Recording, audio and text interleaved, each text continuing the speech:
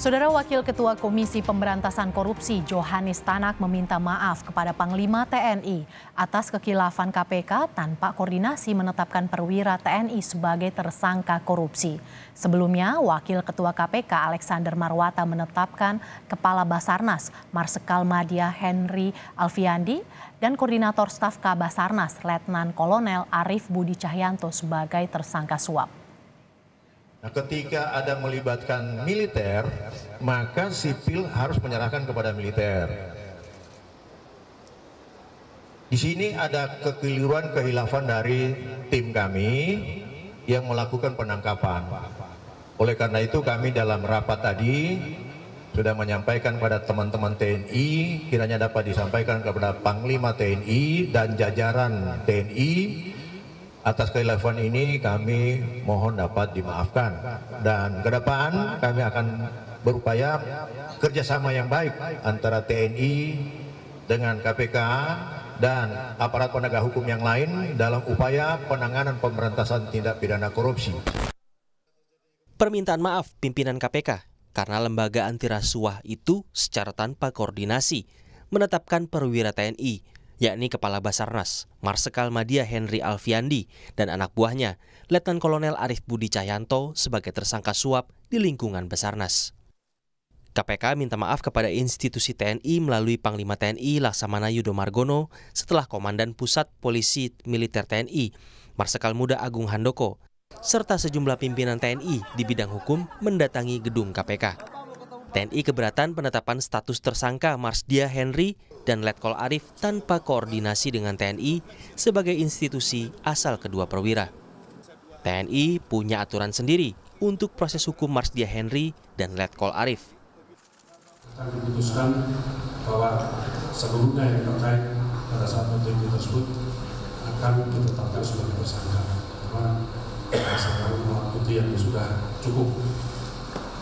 Dari tim kami terus terang keberatan kalau itu ditetapkan sebagai tersangka khususnya untuk yang militer, karena kami punya ketentuan sendiri, punya aturan sendiri. Namun pada saat press conference ternyata statement itu keluar bahwa Letkol Polisi maupun Kabasarnas Marsdia HA ditetapkan sebagai tersangka.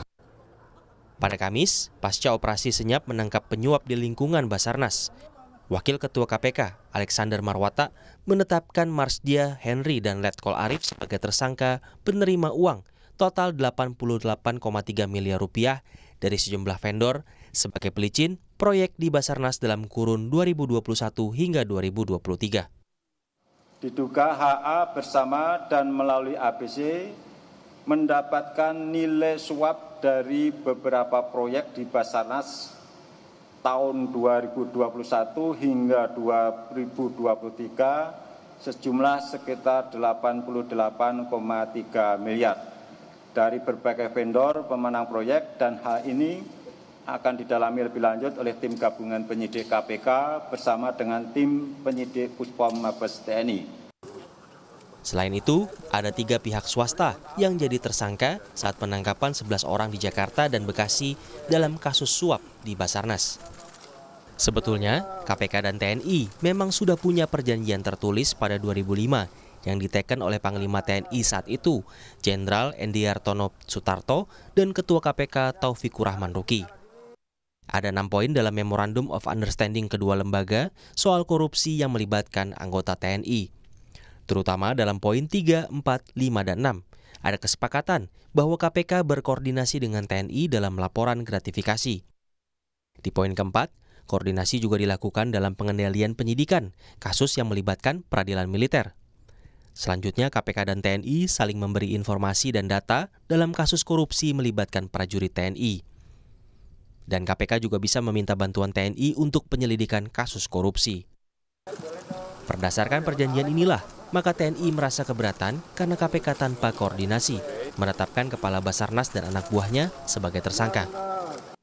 Pasca TNI mendatangi KPK, penanganan Marsdia Henry dan Letkol Arief kini diserahkan ke Puspom TNI. Tim Liputan, Kompas TV.